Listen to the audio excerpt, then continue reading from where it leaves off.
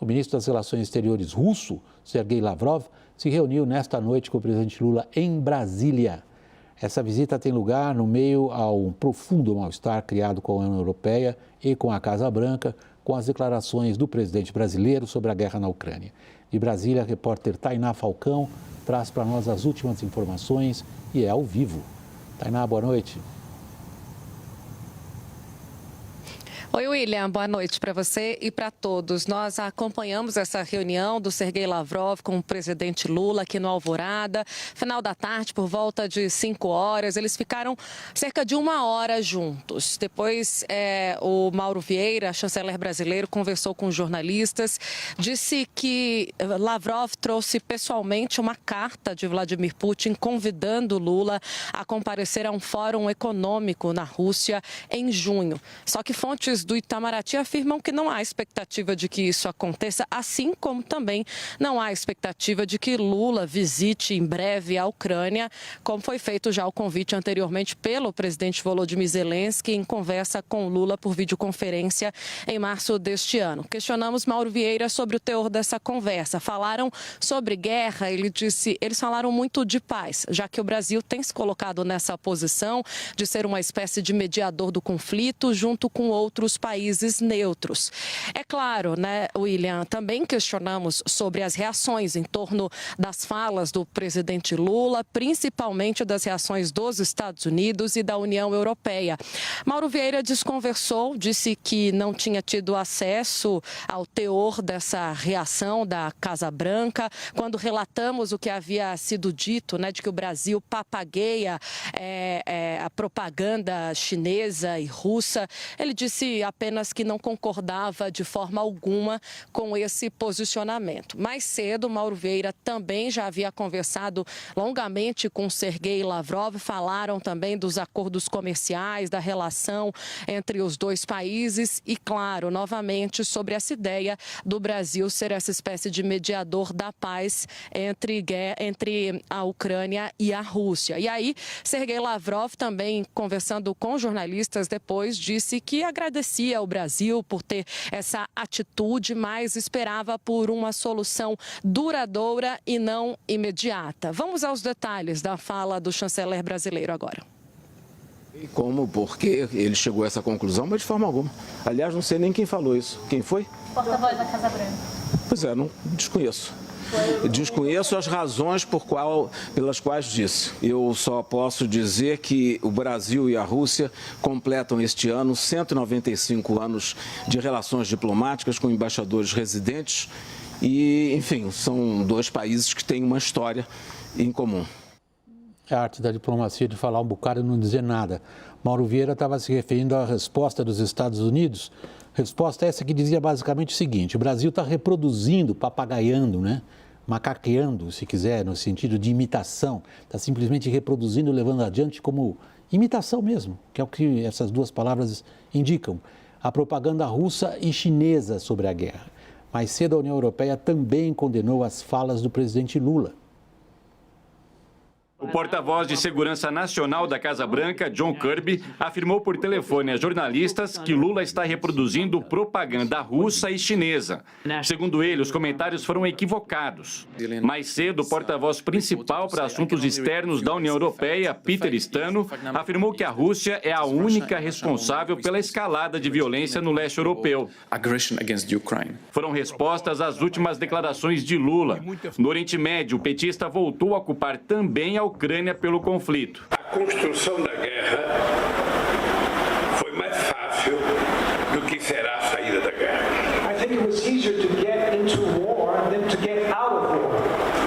Porque a decisão da guerra foi tomada por dois países.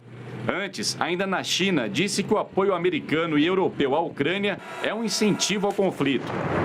É preciso que os Estados Unidos pare de incentivar a guerra e comece a falar em paz. É preciso que a União Europeia comece a falar em paz. O histórico de declarações de Lula sobre a guerra vem desde a pré-candidatura. Em março do ano passado, o petista disse que, se fosse no Brasil, o conflito seria resolvido numa mesa tomando cerveja. A razão dessa guerra, por tudo tudo que eu compreendo, que eu leio, que eu escuto, seria resolvido aqui no Brasil, numa mesa tomando cerveja. Até acabar as garrafas, a gente iria fazer um acordo de paz. Ao sair na capa da revista Time em maio de 2022, Lula disse que Zelensky era tão culpado pela guerra quanto Vladimir Putin. Já na presidência, numa entrevista exclusiva à CNN, criticou o presidente russo. Foi um equívoco, um erro histórico a Rússia invadir, o território da Ucrânia. Lula defende a criação de um grupo de paz e também já chegou a sugerir que a Ucrânia faça uma concessão. Foi o que disse no começo do mês, num café da manhã com jornalistas em Brasília. Putin não pode ficar com o terreno, da Ucrânia. Não vamos, talvez nem se discuta a Crimeia. Mas o que ele invadiu de novo vai ter que repensar. O Zelensky não pode também querer tudo o que ele pensa que vai querer.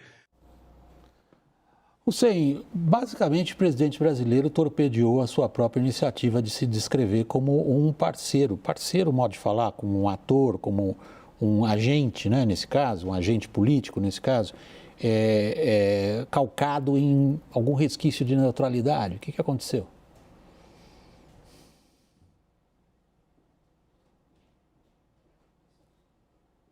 O Hussein está nos ouvindo? Não, William, não estou ouvindo direito. A gente vai esperar você voltar a ter as condições aí técnicas para eu repetir a pergunta. Vou fazer ela em primeiro lugar. Então, o Hussein ainda não nos ouve, não é isso? Estou ouvindo, William. Você me ouve agora, Hussein? Sim. Tá bom, vou repetir a pergunta para você. O nosso presidente conseguiu um feito extraordinário, que é jogar fora o que ele achava que poderia ser uma postura de neutralidade no que ele pretende assumir, que é uma função, não sei muito bem com quais ferramentas, mas uma função de intermediador no conflito. O que aconteceu? William, eu creio que o mais importante na atuação, acho que é lícito primeiro e legítimo que o Brasil aspire ser o mediador em qualquer processo de paz pelas dimensões do país, pela importância diplomática e pela nossa contribuição no âmbito das Nações Unidas historicamente. No entanto, eu creio que não se pode confundir atuações passadas e pretéritas com a complexidade da conjuntura atual. Eu acho que nós temos que olhar com muito cuidado e, sobretudo, esse processo exige do Brasil cautela. Quando você se propõe a atuar de forma como um ator neutro, você precisa preservar as suas credenciais, que são credibilidade e confiabilidade em sua atuação diplomática. À medida em que você profere, às vezes, declarações que vão ao desencontro de expectativas de um dos lados do conflito, isso gera frustrações e, consequentemente, isso acaba arranhando a confiança na credibilidade, né, e também a confiança na sua capacidade de ser um ator indumentado do processo de lisura no processo de negociação. Então, parece o quê?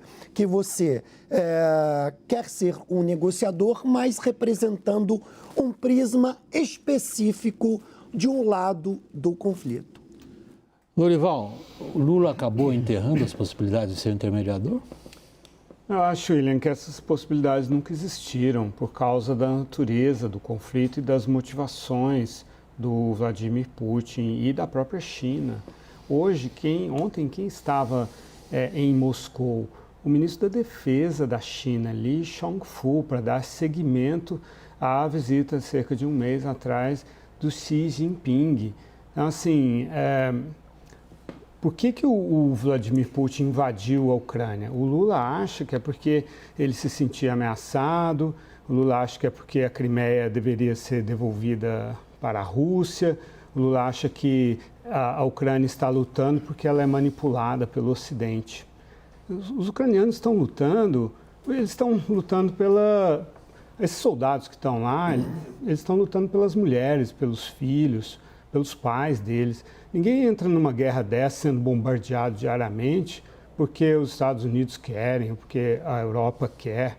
É absurdo dizer que a Ucrânia é corresponsável por essa guerra quando o Zelensky ele não preparou a Ucrânia para se defender da Rússia, quando ela já estava cercada por mais de 100 mil soldados, com medo de dar pretexto para o Vladimir Putin seguir adiante. Foi muito criticado pela oposição ucraniana por isso. O projeto de a Ucrânia entrar para a OTAN foi enterrado em 2008, quando o Putin ordenou a invasão da Geórgia. Quando em 2014, eu estava na Geórgia em 2008 e em 2014 na Ucrânia. Quando em 2014 o Putin iniciou a intervenção dele, foi porque a Ucrânia queria entrar na União Europeia, não foi porque a Ucrânia estava tentando entrar na OTAN. E, finalmente, quer dizer, o Putin, ele baseia o poder dele nessa ideia de que há uma ameaça ocidental para justificar ficar mais de 20 anos no poder e planeja ficar outros 16, 15 anos, ou quanto tempo ele quiser. Então, se você não leva em conta as motivações, o contexto, a situação, a tentativa que já houve em 2014 de fazer um cessar-fogo como esse que o Lula está propondo, que a Europa obrigou a Ucrânia a fazer, isso só serviu de incentivo para o Putin terminar a invasão agora. Basicamente, o que você descreve é a incapacidade do Lula de entender a natureza do conflito. Sim. Agora, o que está acontecendo lá dentro do governo? Porque se há essa aspiração, se o Brasil tinha ou não condições de ser intermediador, é uma outra questão que você já abordou. Mas que o Brasil aspirou ou continua aspirando a ser intermediador, está descrito, está dado, está colocado. O que aconteceu? Que tipo de erro de cálculo foi esse? William, primeiro, eles não consideram ali, quando a gente conversa com o núcleo duro do governo, e aqui nesse caso Itamaraty, Palácio do Planalto, a fala do chanceler é bem clara ali, ele discorda, né? A diplomacia brasileira discorda, o PT discorda, o PT que está dentro do Palácio do Planalto discorda.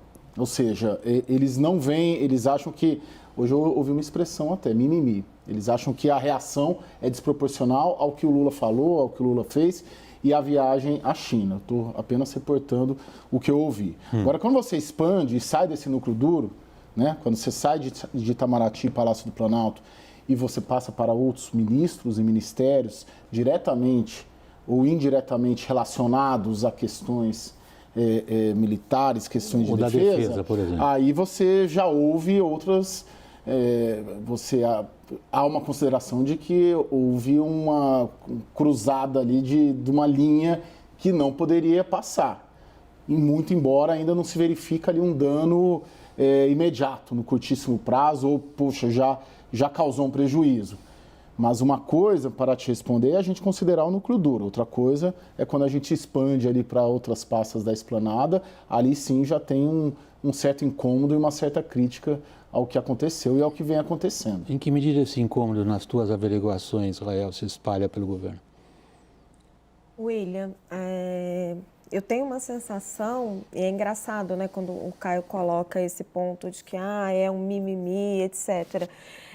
Não acho que ainda tem um reflexo claro, concreto para o Brasil. Não estou vendo uma retaliação direta dos Estados Unidos ou de União Europeia, mas já são posturas diplomáticas muito assertivas. Né? Se até ontem a gente tinha o Thomas Shannon, que tinha sido o nosso embaixador, e os americanos costumam se comunicar assim, né? Eles às vezes indicam uma pessoa que está fora do governo, mas que tem uma boa interlocução, fazendo uma declaração forte, tinha dado uma entrevista para o jornal O Globo, agora você tem o porta-voz da Casa Branca falando. Então, assim, você já tem uma escalada nessa reação. Então, se não tem ainda uma reação específica de algum bloqueio comercial ou algo que realmente desfavoreça o Brasil, acho que não resta dúvida de que a maneira com que o presidente Lula está atuando, ele está indo contra o interesse nacional. Porque quando ele se alinha de um lado do conflito, e ele está se alinhando com essas declarações, o próprio Lavrov, ele diz hoje, né, claramente, ele fala o Brasil e a Rússia têm uma posição única sobre a guerra. Houve uma correção da tradução. Depois o Itamaraty veio com essa discussão, porque foi traduzido por jornalistas como única. Isso. E depois fui questioná-los, eles falaram, não, foi um erro do tradutor, na verdade o que ele disse era similar. Mas enfim, está muito colocado ali, certo? O Brasil está se alinhando com essas declarações a um lado do conflito, é dessa forma que os Estados Unidos e a União Europeia veem, são parceiros importantíssimos para o Brasil, não é do nosso interesse você ficar alinhado de um lado do conflito. Qual é o nosso interesse, Hussein Kaluti? Você iniciou as suas respostas logo no início da sua primeira intervenção aqui nessa roda do WW, você dizendo que considerava justificável a aspiração da diplomacia brasileira de atuar nesse papel de intermediadora, seja quais forem as ferramentas à sua disposição. Esse tipo de declaração que o presidente faz contraria essa aspiração, porque quebra os dois conceitos que você desenvolveu aqui, credibilidade e confiabilidade. O que estão querendo então? William, eu acho que existe um interesse do Estado brasileiro, que são interesses perenes, estratégicos de longo prazo, e legítimo que tem o interesse do governo. Tá? Agora, aí você precisa achar o ponto de equilíbrio entre os interesses estratégicos do Estado e os interesses pontuais do governo. E como esses interesses se conjugam. E eu acho que, em certa medida, está havendo uma certa, falha entre esses interesses. Eu acho que a resolução do conflito ucraniano, a aspiração brasileira, não sei se ela reflete um interesse da sociedade brasileira como um todo, não sei se isso é a prioridade do governo, ou é a prioridade do Palácio do Planalto, ou é a prioridade do Itamaraty. Eu entendo que a grande bandeira que elegeu o governo Lula à presidência é, fundamentalmente, recuperar a democracia brasileira, fortalecer as instituições, gerar renda, emprego, crédito, cuidar da Amazônia, cuidar dos povos indígenas, então, cuidar do entorno regional. Então, me parece que existem prioridades mais agudas do que se imiscuir, ainda que seja legítimo, nesse assunto da Ucrânia. Portanto, eu acho que é importante ranquear essas prioridades e saber no que investir mais esforços e ler com densidade o tabuleiro internacional. Me parece que talvez há uma sobrevalorização das potencialidades do Brasil nessa equação em particular. Talvez o Brasil pode estar sendo usado de novo, como foi usado no processo de negociação do acordo nuclear iraniano. Eu acho que o Brasil quis compreender naquela ocasião que tinha um mandato negociador, e na minha opinião o Brasil não tinha um mandato negociador, porque jamais se daria ao Brasil um mandato negociador para negociar um tema de altíssima complexidade que tem a ver com a arquitetura da segurança coletiva do Oriente Médio. Talvez o Brasil, naquela conjuntura, foi feito para, digamos assim, de mula, para testar a flexibilidade tática iraniana, tá? Então, e o Brasil acreditou que poderia mediar, né? Então, eu acho que o Brasil precisa tomar esses cuidados no momento para não pular de cabeça nessa tentativa, porque isso pode, como a Raquel bem apontou, gerar custos. Por exemplo, Rússia e China não são atores suficientes para o nosso interesse nacional. Porém, Estados Unidos e a Europa também não são suficientes para o nosso interesse nacional. Ambos os blocos são complementares e necessários para o nosso interesse nacional. E é isso que a gente precisa saber construir, uma política externa focada nesses dois blocos. Hussein, quando você traz à baila, quando você põe aqui na mesa de discussão o que é o interesse nacional brasileiro, muitas vezes a gente define o que é interesse nacional de um país em função do seu relacionamento com uma potência. O episódio que você cita, do Brasil ter mergulhado de cabeça nas negociações para a limitação do enriquecimento do urânio no Irã, em 2011... 2010. 2010, obrigado, Lorival.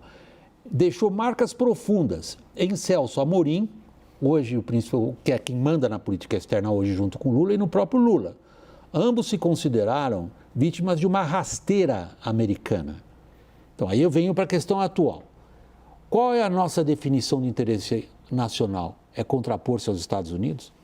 Então, eu não consigo ver o que o presidente Lula está fazendo como algo relacionado com o interesse nacional, porque o Brasil não é um ator suficiente e as condições não estão dadas para sequer se pensar como seria uma negociação de paz. Então, eu vejo o presidente Lula, pessoalmente, politicamente, tentando elevar o perfil político dele, como se fosse um grande ator mundial.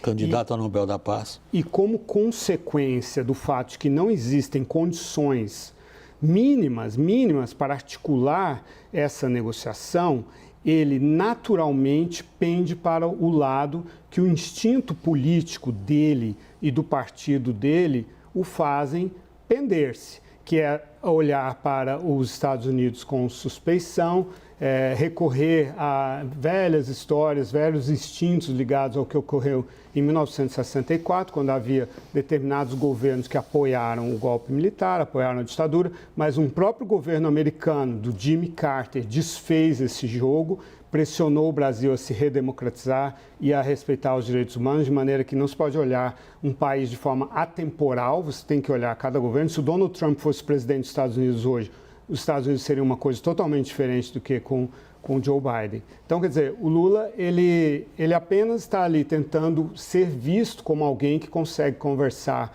com Joe Biden, com Macron, com o Lavrov, o Putin, ou Xi Jinping, mas que, como não existe espaço para uma articulação real, quando ele chega, e eu temia isso, eu disse que isso aconteceria, quando ele chega à Cidade Proibida, lá em Pequim, ele se deslumbra e acaba se excedendo e dizendo coisas que traem o que ele realmente deseja fazer. William, só trazer um pouco dessa linha do tempo de curtíssimo prazo, que eu acho que ajudam a gente a tentar entender isso que o Hossein estava falando, que o Lorival estava colocando também, talvez essa possibilidade do Brasil estar sendo usado, porque o Lula vai à Casa Branca, vai se encontrar com Joe Biden, traz essa ideia do Grupo da Paz e não é muito ouvido. E ele assina ali na declaração entre os dois países uma condenação da Rússia. Eu lembro que até foi um ponto que a gente comentou ali, tinha uma declaração concreta de condenação da Rússia, a pedido dos americanos, mas ele não é ouvido como esse interlocutor da negociação da paz. Inclusive, tem aquele tweet do presidente francês, Emmanuel Macron, em que ele basicamente diz, olha, o que o senhor está propondo, nós já estamos fazendo.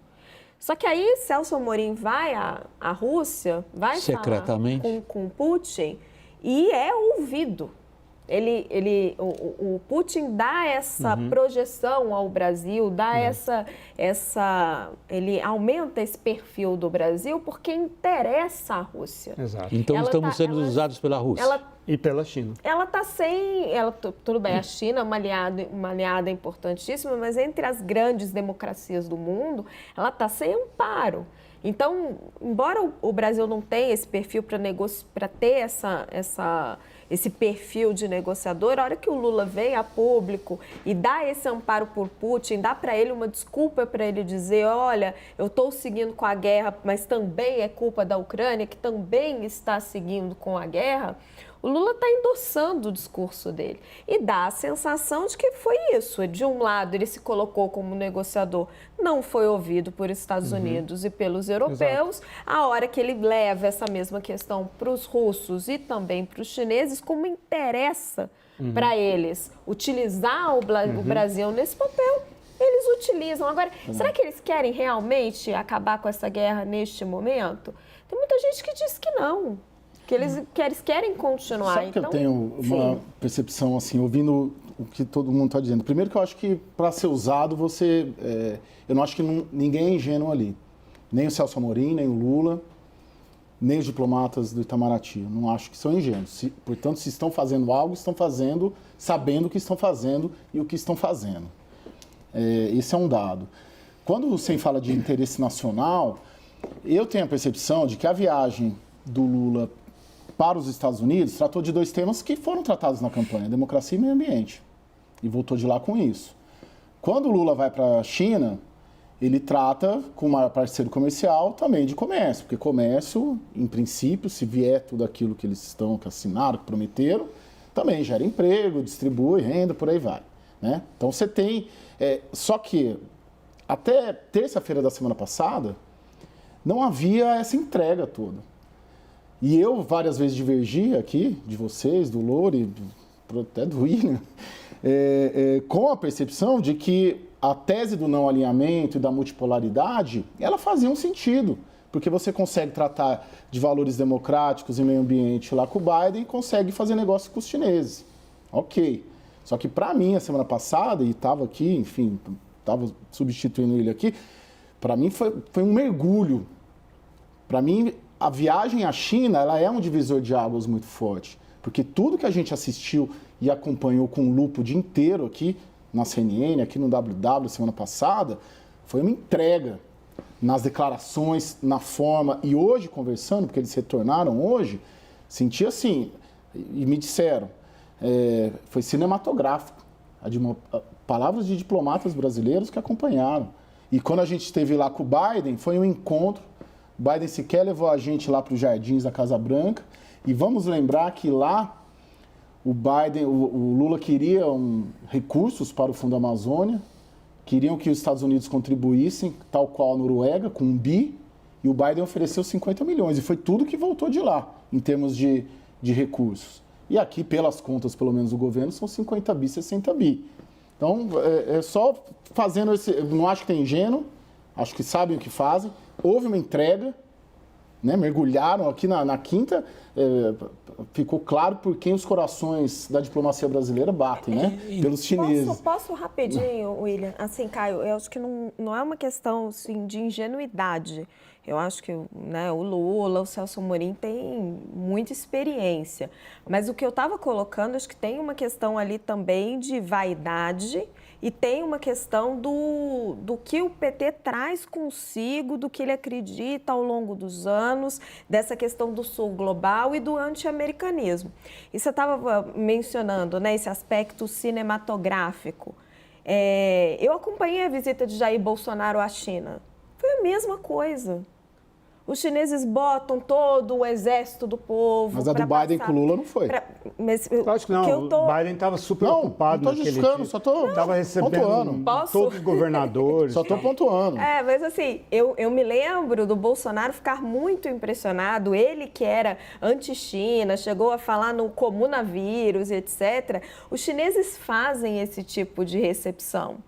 Assim, não é algo especial ou específico para o Lula. Foi a mesma recepção, com o mesmo exército do povo, e as crianças, e as bandeiras, e as músicas, e aquele monte de acordo, e vários bilhões, que no final não se concretizam. Deixa eu fazer o seguinte, eu preciso ir para o intervalo, eu volto no mesmo assunto, logo depois. Colocando aqui para a nossa apreciação o seguinte, que ordem internacional o Brasil quer? Na verdade, se a gente fala de interesse nacional e como a gente se sente tratado por uns e como a gente se sente tratado por outros. O intervalo é rápido, pessoal, a gente já está de volta, até já.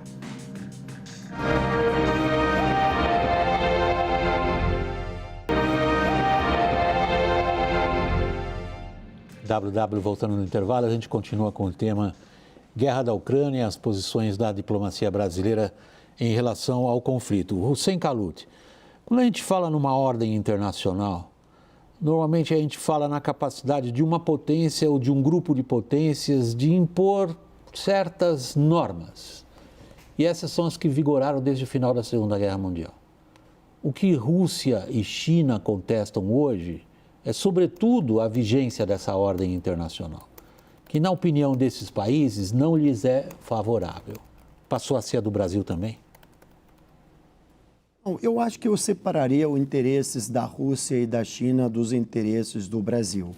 Seria falso dizer que o governo, com apenas 3 meses, enxerga a ordem internacional sob o mesmo prisma que a Rússia enxerga, que a China enxerga. Primeiro, o Brasil não tem os recursos de poder nem da Rússia e nem da China. E a China hoje os Estados Unidos é o poder incumbente, a superpotência incumbente, E a China é a superpotência desafiadora, então interessa a ela desafiar a ordem vigente no pós-Segunda Guerra, né? Eu acho que aí o Brasil está tentando, na verdade, na minha opinião, reiterar um posicionamento que vem se consolidando, especialmente pós-queda do Muro de Berlim, que é preciso haver um rearranjo internacional de redistribuição econômica do poder e dar-se mais espaço aos países em desenvolvimento. É isso que o Brasil, na verdade, está advogando. A diferença é que o Brasil agora está mais incisivo em torno dessa advocacia em função daquilo que a China representa como desafiante à ordem vigente mantida pós-Segunda Guerra. No entanto, o Brasil precisa, na minha visão, não desistir do seu pleito, mas tomar cuidado para não parecer que tem os mesmos interesses de que outros países. Os nossos interesses são universalistas, não são os mesmos dos Estados Unidos, não são os mesmos da China, não são os mesmos da Rússia e não são os mesmos das potências europeias. Os nossos interesses são difusos, né? Então, e que congregam múltiplos aspectos. Por isso que nós chamamos a nossa diplomacia de uma diplomacia pragmática, universalista e independente, né? Então, eu acho que é isso que a gente tem que tomar o cuidado. Nós não temos, digamos, uma aspiração militar. Todos esses países, eles têm uma aspiração militar clara em sua política exterior. Nós não temos essa aspiração, por exemplo. Lorival, quando a gente considera, lembrando aí essa deixa que o Hussein nos deixou, 3 meses de governo Lula, e que busca que ele indica que ele está efetuando em termos de inserção internacional do Brasil.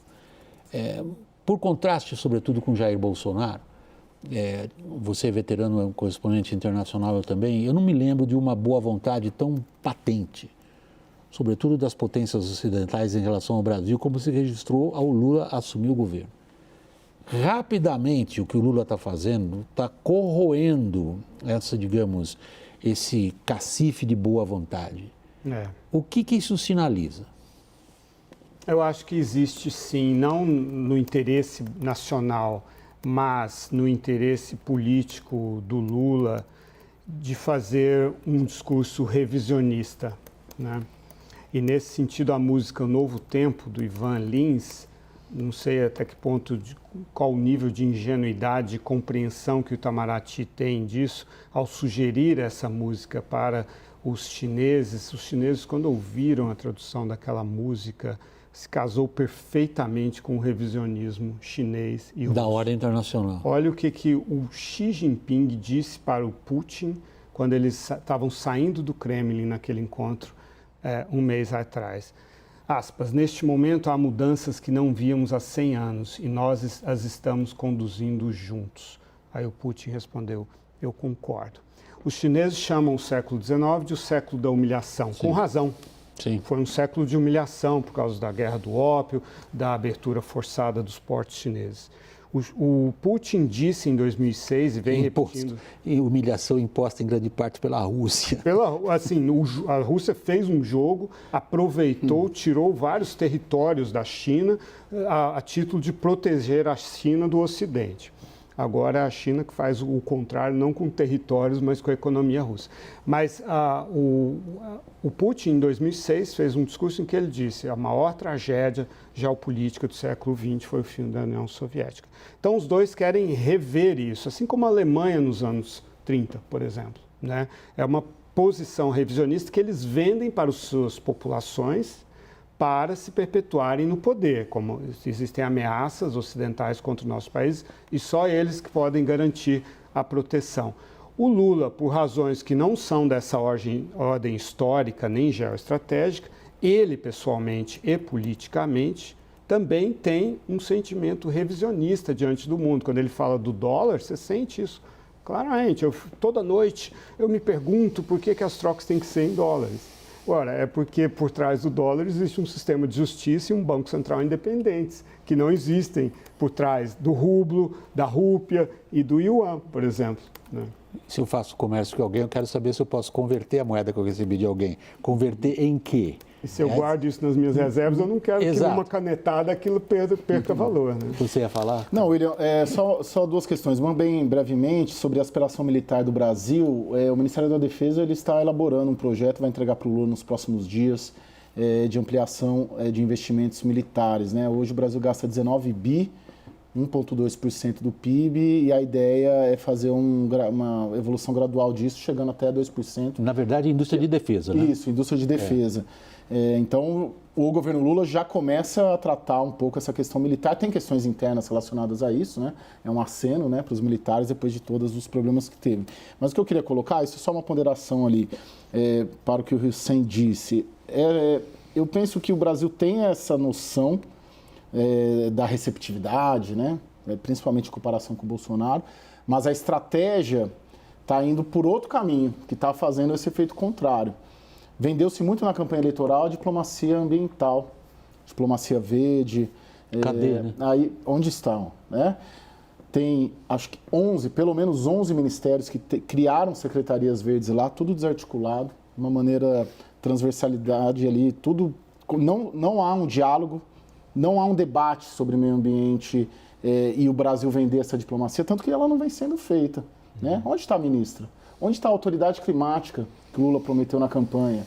E aí, por uma questão interna lá da Marina Silva com a Isabela Teixeira, que a Isabela queria que a autoridade ficasse vinculada à presidência da República, não foi. Daí a Marina criou ali dentro da estrutura, não nomeou ninguém ainda, ou seja, a diplomacia ambiental, que seria o caminho né, para a construção de pontes, com as duas potências, inclusive. Na verdade, o que vocês estão descrevendo não é estratégia, é a falta de. E desarticulação.